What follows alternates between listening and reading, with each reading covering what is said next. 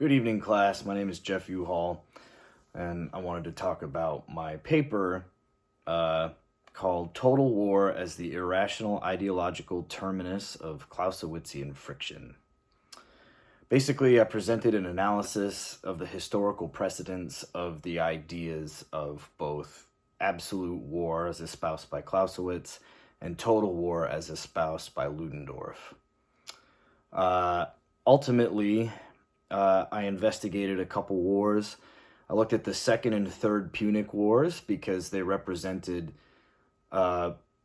probably really the only time in history where one belligerent sought the total erasure of the memory of their opponent.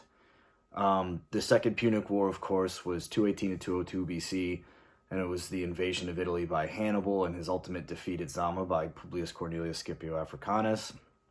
And the Third Punic War was 149 to 146 BC, and it was the siege of Carthage, which lasted 3 years, and was headed up by the adopted grandson of Scipio Africanus, who is Publius Cornelius Scipio Aemilianus. And then I looked at the 30 Years' War, because the 30 Years' War had elements of what Ludendorff would ultimately consider total war, simply because of the level of destruction, at least perceived destruction, in the memory of the people who lived in the German states at the time of the 30 Years' War from 1618 to 1648.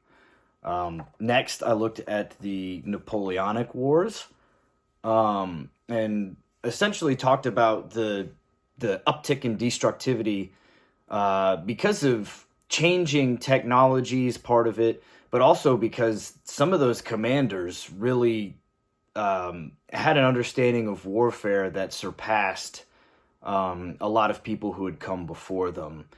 And that, of course, had a profound impact on Clausewitz, who was fighting against him. The main antagonist to Clausewitzian theory was Antoine de Jomini. So I talked about kind of the distinctions between their understanding of the Napoleonic Wars. And then I looked at the Franco-Prussian War because it was the immediate predecessor to World War I. And the Schlieffen Plan that ultimately would fall into the beginning of World War I was basically rehashing of an adjusted plan that was used at the beginning of the Franco-Prussian War, and the relationship between the Franco-Prussian War and World War I is kind of self-evident, but I kind of discuss why in my paper. And then ultimately I talk about World War I, and I talk about how the gap from the American Civil War through the Franco-Prussian War to World War I, how there was an initial disbelief in the use of trench warfare because they thought that even though it worked in the American Civil War, once rifled, what would be later termed assault rifles, came into the foray, it removed the ability to use trenches effectively.